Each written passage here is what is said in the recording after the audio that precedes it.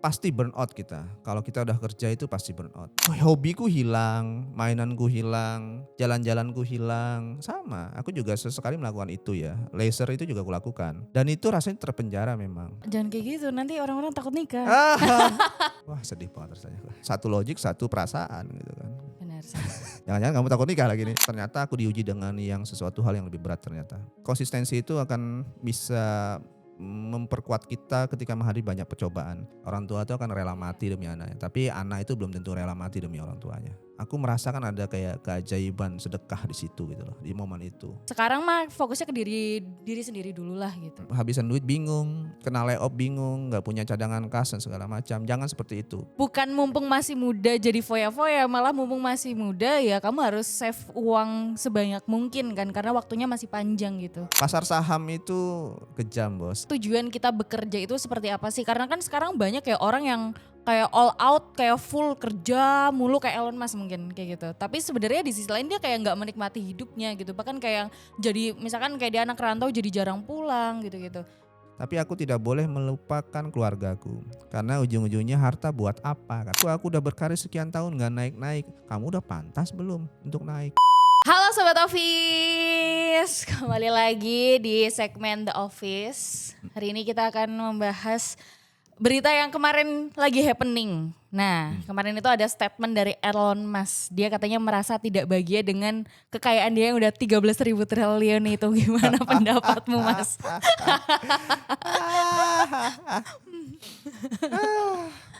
Sebagai seorang pengusaha juga gitu loh. Karena kan beliau pengusaha mampus nih. Terus kayaknya dirimu juga sangat suka dengan Elon Musk kan sebenarnya. Iya, aku profiling dia habis-habisan. Karena dia kan futuristik ya. Dan aku juga punya buku dia juga, biografi gitu-gitu. Cuman aku di akhir-akhir ini aku udah ada sebagian sisi dia yang aku gak suka. Oke. Tapi kalau visinya dia, mimpinya dia aku sangat suka. Apalagi di momen ketika dia dikucilkan aku bilang begitu sama idolanya dia, Neil Armstrong waktu itu. Dia wawancara ngatakan gak mungkin kamu bisa nerbangkan roket itu bolak-balik atau membawa orang ke Mars gitu loh. Dan itu dia sambil nangis itu ketika harus menjawab itu. Karena dia kecewa dibilang begitu sama idolanya dia. Oh kayak dipatahkan mimpinya gitu. Merasa seperti itu. Tapi emang Elon Musk itu kan mengorbankan keluarganya dia memang. Nah, kalau kamu membaca cerita istrinya yang pertama gitu ya, itu memang itu kita nggak bisa bilang lagi dia workaholic gitu ya. Itu memang ekstrim kerjaan dia. Wow. Di otaknya itu cuman hanya kerjaannya dia doang. Seriously. Oh my god. Berarti kayak dia tidurnya nggak yang 8 jam kayak saya gitu ya? Ya tidur di kantor, tidur di bawah roketnya. Oh Timnya pun juga, wah itu super burnout itu. Iya Tapi sih. kenapa dia bisa sukses? Ya karena visinya, mimpinya besar banget memang. Sangat besar. Kemaslahatan, peradaban yang dipikirkan sama dia. Iya, tapi kayak di sisi lain dia bekerja sangat keras, mempunyai kekayaan yang sebegitu besarnya, terus tiba-tiba dia mengaku dan berstatement kayak sebenarnya aku nggak bahagia kok gitu. Terus kayak untuk apa? Kalau sebenarnya kalau janganlah sejauh-jauhnya Elon ya. Kita bicara mayoritas entrepreneur lah bisnis. Mayoritas ya. Kalau nggak keluarga yang jadi korban, pertemanan dia yang jadi korban. Oke, jadi memang semuanya harus ada yang dikorbankan Ada yang ya, dikorbankan. betul. Kamu pernah lihat aku hangout, nongkrong nggak jelas gitu nggak? Aku kemarin ngobrol sama istriku bilang, Mam, tahu nggak? Aku ternyata baru sadar aku mengorbankan pertemananku ternyata. Aku sekarang nggak punya teman. Oke. Bukan nggak punya teman yang dikontak gitu ya, ribuan kontakku. Semua orang merasa berteman sama aku. Tapi teman yang bisa diajak diskusi santai, ngopi-ngopi nggak jelas gitu ya. Aku udah nggak ngerokok sih ya. Habis itu nongkrong di kafe gitu ya, atau apapun bentuknya, atau hangout jalan-jalan. Kalau sepedaan atau lari aku sosok lah, itu bukan olahraga murni ya, bukan karena pertemanan. Tapi itu hilang sekarang, aku nggak punya. Itu karena dirimu menjadi seorang pemimpin atau karena apa? Karena kan setahu ya yang namanya pemimpin itu biasanya memang kayak lonely journey gak sih Mas? Betul, sedih sekali rasanya. Tapi ya memang itu harga yang harus dibayar dan kamu oke dengan itu kan? Sebetulnya atau gimana? Iya, aku harus berdamai dengan itu. Oke. Sekarang kalau aku tanya dirimu kalau kerja, memang tujuannya buat apa? Sekarang belum nikah kan? Belum, aku belum menikah. Terus kebetulan aku juga bukan sandwich generation, alhamdulillahnya. Jadi kayak aku bekerja untuk diriku sendiri. Oh, Untuk lifestyleku yang tiap hari ngopi itu. kopi manis lagi, gula lagi ya. Iya. Makanya aku kemarin kena GERD tuh gara-gara kopi susu mulu. Aduh, bahaya ini. Itu. Terus habis itu ya buat beli sepatu, baju. Kamu kalau gitu dari lah. income-mu berapa persen yang kamu tabung sih? Nah itu Mas kalau ngomong tabungan tuh aku kadang kayak suka insecure gitu loh. Dan sering dimarahin banget sama Persentase mama. aja, kita nggak ngomong. Karena aku gak bisa nabung sampai sekarang. Astagfirullahaladzim. Serius. Aku gak bisa nabung padahal kayak aku punya 2 income kan sebenarnya, kayak dari kerjaan utama dan freelance gitu. Entah kenapa kayak kalau misalkan aku nabung tuh hawanya kayak wah besok ada festival musik ini nih di Jakarta, terus wah ke Bromo kayaknya menarik ya gitu. Bahaya. Sabtu rekening apa 2 rekening? Aku sebenarnya punya 2 rekening dari BCA sama Mandiri. Tapi kayak akhirnya yang kepake ya cuma BCA-nya doang. Satu rekeningnya pakai cuman hanya buat saving. Minimal itu yang kamu lakukan. Komitmen tidak untuk menariknya, kecuali urgent. Aku tuh udah pernah nyoba Mas, nabung di Bibit. Kan dia lumayan susah ya untuk ditarik ya. Tujuannya untuk itu sih, bukan untuk investasi dan lain-lain gitu. Karena susah ditarik aja. Tapi kadang tuh kayak, oke diajak temen ke Bromo gitu. Ya udahlah aku tarik nunggu seminggu ya gitu. Nah ujung-ujungnya tuh kayak gitu. Apa karena aku ngerasa aku masih muda, kayak aku baru 23, terus habis itu keluarga aku masih mampu untuk bekerja sendiri, jadi nggak aku hidupi gitu. Terus habis itu kayak ya udah aku masih muda, jadi ya udah aku kayak happy dulu aja deh gitu. Apa karena itu kayak? Aku di umurmu nggak segitunya juga. Aku udah bisa saving dari umur segitu. Bahkan umur 21, ya 21-an, 22 itu aku udah bisa menghasilkan duit dan bisa nyimpan duit. Karena aku sejak kuliah semester kedua, 2 apa 3 aku lupa. Tahun 2007 itu aku sudah hidup sendirian. Nggak meminta lagi ke orang tua, udah sama sekali. Oke. Jadi aku harus bisa mengontrol keuanganku. Aku kerja untuk apa itu harus sudah aku planning dari awal. Aku beruntung sih kayaknya. Nah mungkin Mas triggerku juga selain yang tadi adalah karena kalau misalkan pun aku nggak punya uang, aku masih bisa minta ke orang tua. Nah itu dia. Oh iya benar jawabannya ya. Gitu. Jadi kayak Masuk yang akal. oke aku merasa masih menjadi seorang anak yang aman gitu loh. Masuk akal sih benar ya. Gitu. Aku tuh Padahal nelpon. sebenarnya kayak jangan Di gitu. zaman itu aku nelpon ibuku. 2007 aku ingat banget itu. Nelpon sama ibuku. Pakai telepon Plexi warna biru itu. Habis Plexi. gempa. Wah sumpah itu aku nelpon itu. Aku bilang itulah titikku yang sesungguhnya. Aku nggak bilang titik balik ya karena titikku yang sesungguhnya. Karena nekat. Jadi teleponku gini, sama nih kata-katanya. Langsung nelpon tanpa prolog. Diangkat ibuku pagi-pagi jam 9 jam 10. Bu, sejak hari ini jangan lagi ngirimin aku duit. Aku tidak akan meminta duit bulanan dan segala macamnya itu. Aku mungkin butuh pertolongan seandainya aku terpaksa belum cukup duitku untuk bayar uang kuliah. Itu tok. Oke. Jadi kamu sudah bersumpah kepada diri sendiri. Oke, aku harus bisa nih ngehidupin diri sendiri gitu. Kamu tahu aku nelpon itu udah punya penghasilan belum? Belum. Belum. Terus apa kayak reasonnya gitu dirimu bisa nekat seperti itu Mas? Satu kondisi ekonomi. Orang tua aku kan alhamdulillah sangat kaya raya. Jadi nggak mampu banyak ngasih duit ke aku. Aku harus tetap muji orang tua aku. Harus bangga tetap. Iya dengan keberadaan mereka. Adekku mau kuliah di tahun itu. Dia dapat beasiswa di UGM dan nggak ada duit juga. Aku tahu. Bahkan motorku juga aku kasihin dia, sepeda aku kasihin ke dia. Karena aku sayang sama dia, adekkunya cewek ya. Jadi aku memilih untuk naik bus mondar-mandir segala macam. Dan aku tahu ketika dia perempuan itu nggak bisa kayak laki-laki. Tahan banting kan laki-laki gitu loh. Jadi aku memilih untuk mengorbankan diriku buat adekku waktu itu. Oke. Jadi ya udah 2007 itu berusaha untuk freelance zaman itu. Aku bisa ngoding, bikin web, ya, dan itulah menghasilkan waktu itu. Oh jadi nggak mau karena dirimu udah bilang kayak gitu ke orang tuamu, akhirnya ya udah ini harus aku gas nih gitu. Iyalah harus digas. Oke. Tapi yang nge-trigger kamu untuk nabung itu apa? Ya karena aku juga dulu zaman itu juga nggak yakin masa depanku ada di mana. Sama kayak kalian juga. Oke. Masa depanku nggak ngerti. Ya kan bilang rezeki, jodoh, maut kan di tangan Allah gitu kan. Betul. Sama ini juga aku nggak tahu apakah landingku di mana itu aku nggak tahu waktu itu. Cuman aku hanya percaya bahwa aku harus punya skill yang sangat kuat dan diakuin oleh orang lain dan menghasilkan dengan skill itu. Hanya itu yang kulakukan waktu itu. Oh, I see. Terus Terus nabungnya? nabungnya ya nyisikan karena pendidikanku itu ya oke lah so-so lah zaman itu ya sehingga aku ya punya duit pelan-pelan sekian juta segala macam. Jadi kuliah terbayar, lulus tepat waktu, pas tahun setengah ya, ya mau dikit lah. Tapi tepat waktu. Masih tepat waktu, lulus kuliah, IPK juga nggak jelek-jelek amat. Karena aku kuliah jadi banyak berkurang. Oke. Aku nggak begitu fokus pembelajaran di kuliah. Jadi aku fokusnya dalam menghasilkan duit zaman itu. Pernah jadi kerja OP warnet zaman itu ya.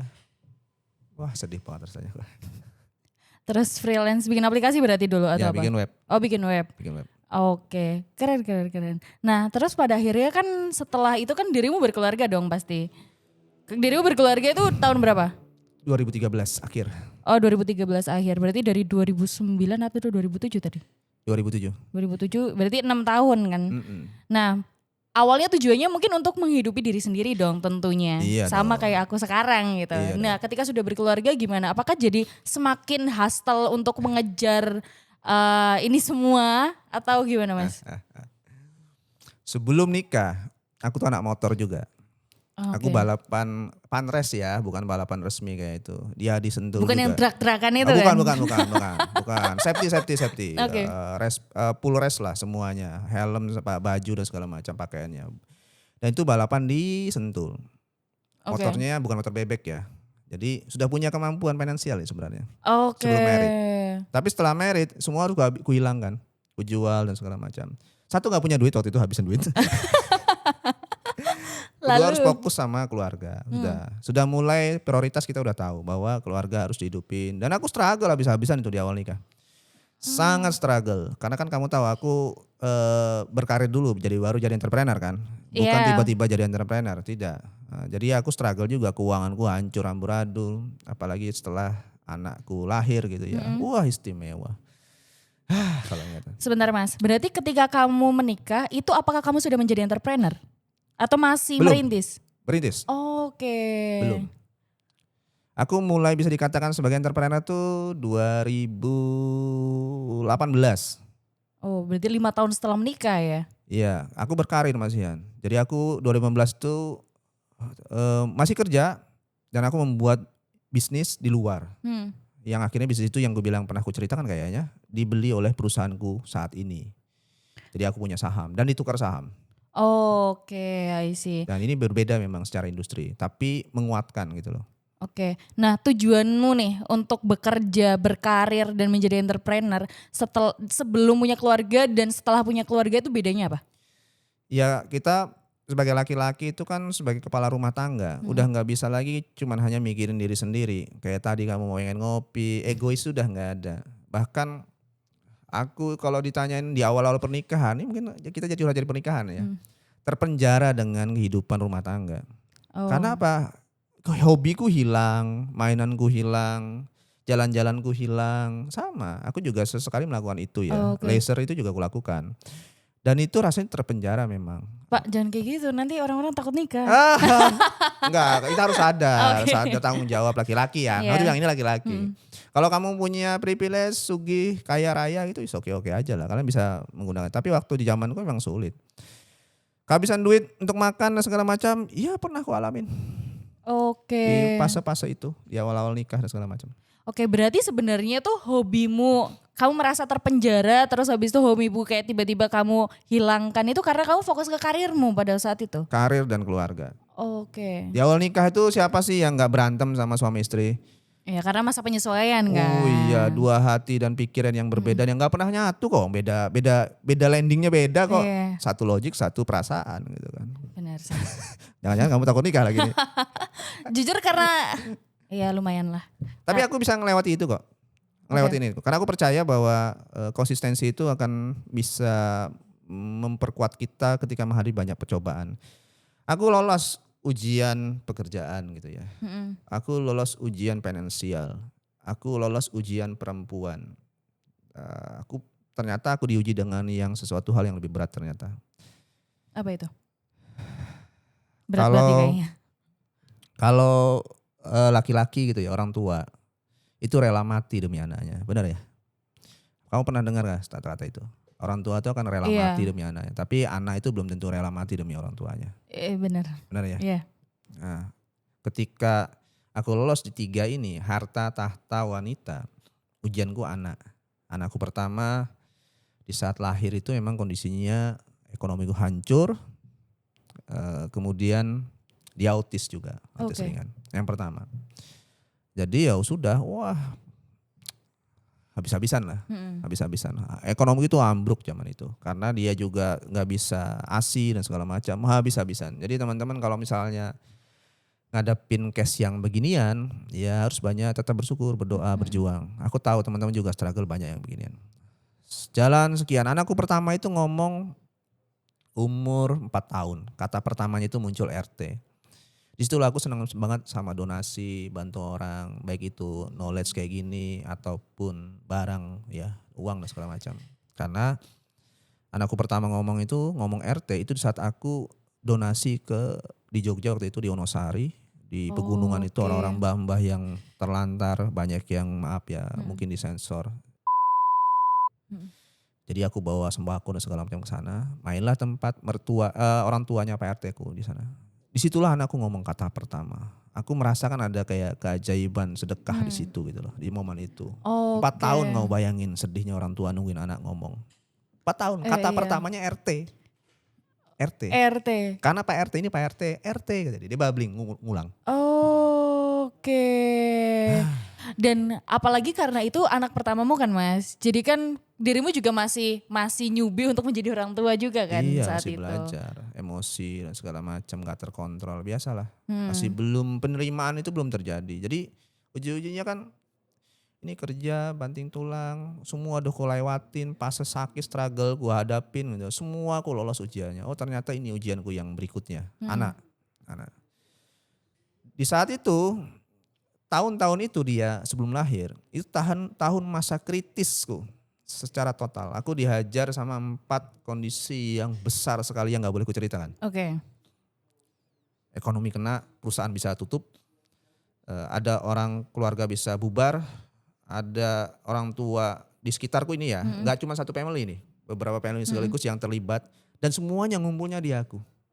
Oh my God. Mintanya aku yang mensolvekan Iya, semuanya. iya, iya. Jadi istriku tuh langsung stres di saat 9 bulan hamil. Wow. Di momen itu setelah lahir dan tahu autis, aku sempat menyalahkan kondisi itu waktu itu. Oke, karena kenapa sih itu datang secara bersamaan gitu Iya, ya? aku mengira bahwa jangan-jangan gara-gara stres di saat Mm-mm. itu bikin bla bla bla bla bla bla. Karena aku nge-track akhirnya nggak ini tuh nggak terima kan, Iya. nge-track ke keluarga, bapak, orang tua sampai mbah buyut kasarnya itu Mm-mm. di 2 sisi nggak ada yang autis. Oke. Lanjut, ya kan. Udah tahu kan, diajarin lah meaningnya, Mm-mm. artinya kehidupan. Diajarin lah bahwa kamu harus banyak bersyukur, banyak ya gitulah gitu ya, bersabar. Mm-mm. Anak kedua sama, ngalamin Oke. kondisi yang sama. Alhamdulillahnya dia nggak autis, normal, dia happy sekali, jago ngomong dia sekarang kayak bapaknya ngomong terus kerjaannya. Tapi lahirnya dia juga tidak mudah. Mm. Karena waktu dia hamil, dia lahir itu aku sempat keguguran sebelumnya istriku.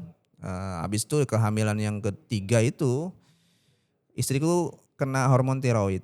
Apa itu? Hormon tiroid itu kalau zaman dulu gondok kalau nggak Oh dikontrol. iya. Nah, itu ternyata mempengaruhi tali pusarnya ke Oh bayi I di see. dalam perut sehingga asupan makanan gizi yang ke anak itu bayi itu kurang Mm-mm. karena mengecil. Anakku lahir prematur, aku mondar-mandir di rumah sakit berhari-hari, udah takut karena kepalanya besar, badannya kecil Mm-mm. sekali. Alhamdulillah sehat walafiat. Walaupun ada beberapa kekurangan dikit lah Mm-mm. karena efek dari itu ya prematur. Ya. Ekonomiku setelah itu alhamdulillah luar biasa membaik. Oke. Semuanya happy ini. Setelah anak kedua berarti? Setelah anak kedua, semuanya nyaman, menyenangkan, dan indah sekali lah pokoknya. Anakku yang ketiga lahir. Yang ketiga lahir, istriku minta priority, bla bla bla bla bla bla. Pokoknya tempat yang istimewa karena pengen merasakan nikmat kebahagiaan proses melahirkan sebelumnya ya daripada sebelumnya. Oke ya. Tahu nggak anak ketiga Mm-mm. apalagi hadiahnya? dikasih autis lagi gue. Oh, I see. Cewek, cowok. Jadi anakku yang normal itu yang di tengah. Oke. Itulah jadinya, tapi aku sudah lebih siap menghadapinya. Sudah jauh lebih siap karena udah penerimaan ya. Jadi memang ujianku tuh emang anak. Kerja ada yang diperjuangkan. Kamu harus kerja tuh harus punya sesuatu hal yang kamu perjuangkan. Alhamdulillahnya selalu ada titik terang untuk menyelesaikannya, apapun bentuknya. Karena tujuanku memang ya keluargaku harus dihidupkan. Aku harus punya tanggung jawab besar buat mereka dan aku sudah terpaksa, bukan dipaksa mungkin ya, dipaksa memplanning mereka jauh hari dari sekarang. Jadi sejak hari ini anak-anakku itu sudah aku set up bukan untuk jadi pekerja. Oh, sebagai entrepreneur. Iya. Terutama anak yang di tengah, yang kedua. Karena Allahu alam, aku kalau umur pendek sama istriku, siapa yang jagain mereka?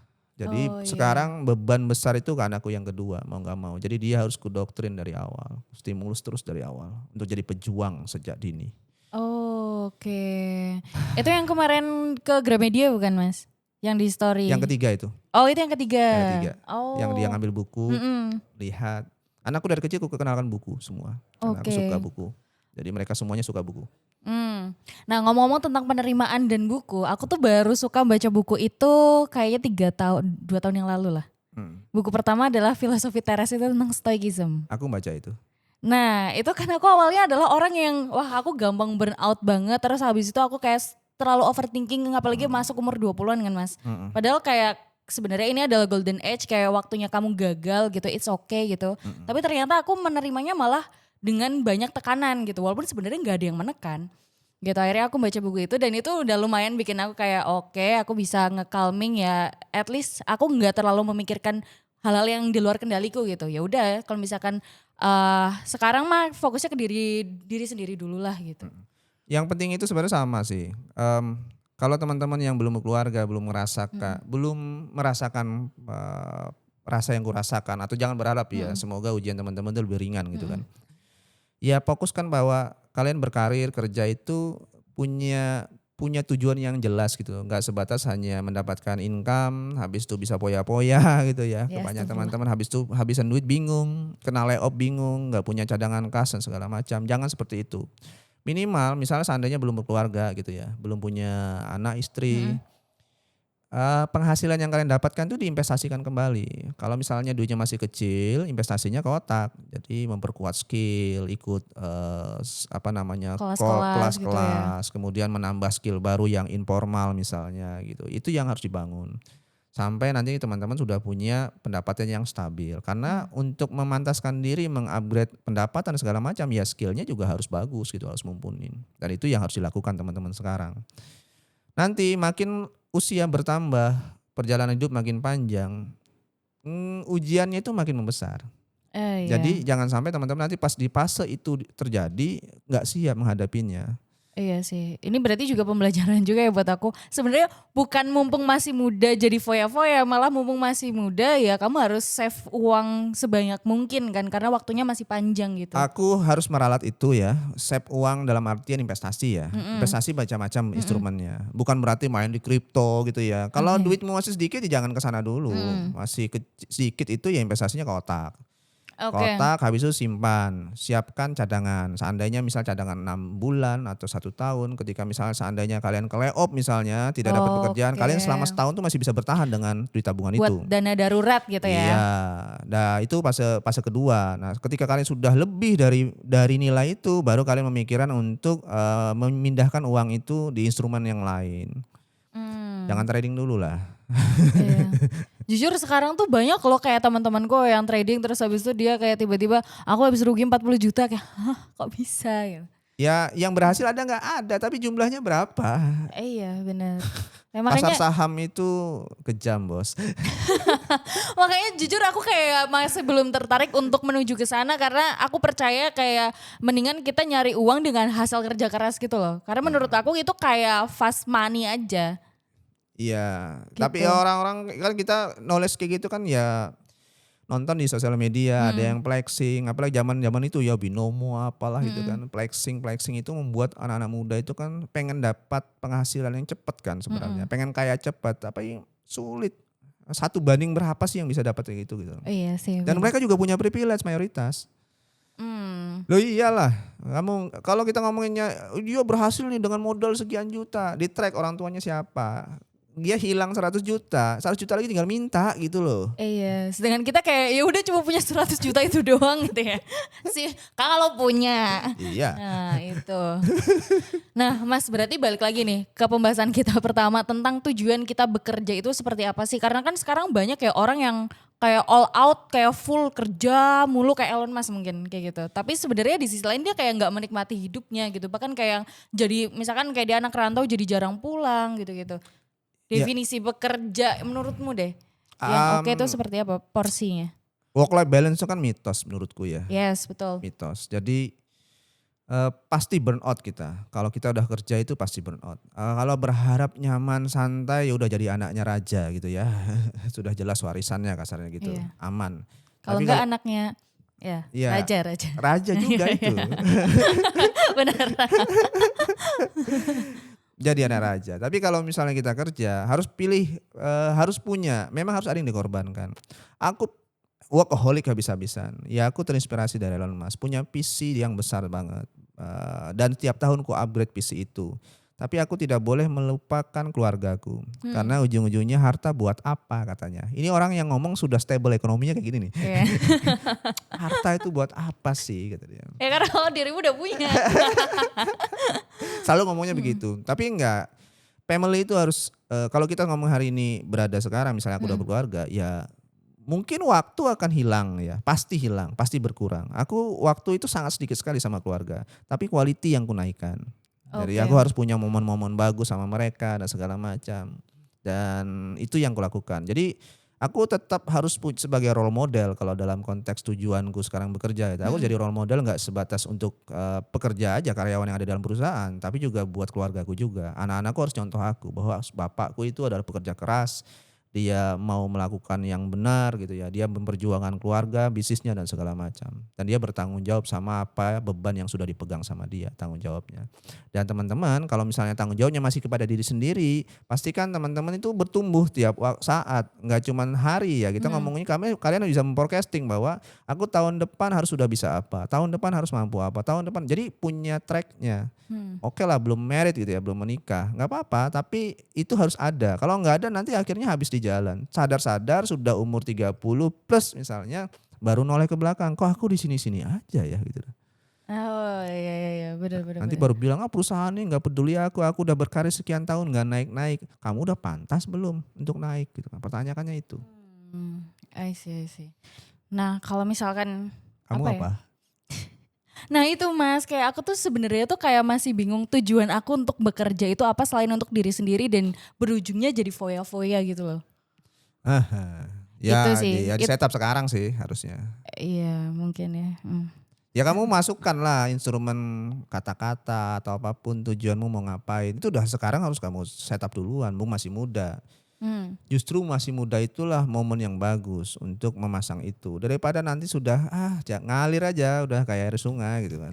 Masalahnya adalah aku tuh kayak berpikiran kayak gini. Kayaknya aku mending menikmati yang sekarang aja deh gitu. Kayak aku tuh bukan orang yang visioner kayak dirimu gitu loh Mas. Emang kayak harus visioner semua kan enggak. Kayak orang-orang tuh kebanyakan kayak punya mimpi, goalsku 5 tahun ke depan itu apa sih gitu. Nah sedangkan aku tuh yang belum punya itu gitu. Nggak tahu kenapa, aku tuh malah kayak takut untuk bermimpi orangnya. Waduh, ya udah gratis ya mimpi ya. Gitu, jadi aku tuh kayak terlalu menikmati hariku yang sekarang gitu. Dan itu adalah salah satu cara untuk aku keluar dari overthinking dan burnoutku. Kayaknya besok-besok ada sesi khusus kita cerita masalah ini ya, masalah mimpi ya kayaknya ya. Boleh. Nanti aku kasih sesuatu hal pendekatan yang berbeda biar banyak teman-teman juga sadar bahwa kata-kata itu juga kritikal ketika di setup duluan. Oke, baik. Nah, mungkin itu sih Mas. Kalau yang dari aku, terus habis itu mungkin teman-teman yang lain pun menurutku juga merasa relate karena maksudku kayak in this era gitu lah ya. Kita ngomonginnya. Kayaknya susah deh untuk kita yang terlalu bermimpi daki-daki itu kayak agak sulit gitu. Ya ada dua pendekatan sih memang. Yang mimpi setinggi-tingginya itu ada juga yang orang-orang yang rasional. Ya harus rasional memang. Jadi mimpi itu juga jangan sampai aku pengen jadi astronot kan ngawur kan. Ya ngawur nggak rasional Iya, gitu iya, loh. iya. Kita harus rasional juga. Tapi rasional itu harus diukur, harus terarah gitu, terukur. Kamu yang bisa mencapainya apa enggak. Dan enggak jangan terlalu berat duluan. Misalnya kamu nggak punya mimpi yang di bidang profesi gitu ya. Anggap aja ngomonginnya saving gitu loh. Iya. Yang kamu tadi nggak bisa saving misalnya. Saving dulu lah, aku pengen punya saving di akhir 2026 100 juta misalnya. Itu dulu pertama. Baru udah setelah itu baru tambah lagi, di-upgrade lagi. Entah itu bentuknya saving, entah itu bentuknya skill dan segala macam. Oke, nah untuk saving ini tuh jujur aku masih belum nemu reasonnya juga. Wah bahaya. Gitu. Untuk apa gitu? Ini nih ya sih kayaknya. Kita harus close ini kayaknya. Kayak pemuda tersesat gitu ya. tapi ini sebenarnya akan sangat seru. Aku berharap next episode kita bakal bahas ini lagi sih Mas. Boleh. Tentang mimpi gitu ya. Iya. Boleh ya? Setuju ya teman-teman? Iya. Kalau kalian sepakat dan setuju untuk menunggu episode selanjutnya bisa komen di bawah. Terus mungkin barangkali kalian juga punya ide gitu. Kita harus membahas tentang apa itu boleh banget ya. Nanti Boleh. kita juga bikin kontennya kalau gitu. Kita kan manut sama peserta penonton ya. Manut tuh bahasa apa itu? Bahasa Jawa.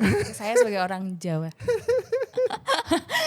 Gitu. Mungkin itu dulu Mas Bian gitu. Karena ini juga udah hampir selesai ya waktunya kita. Nanti buat teman-teman kalau misalnya ada pertanyaan bisa tulis di kolom komen ya. Itu dulu. See you teman-teman. Jangan lupa like, komen dan Subscribe. bye.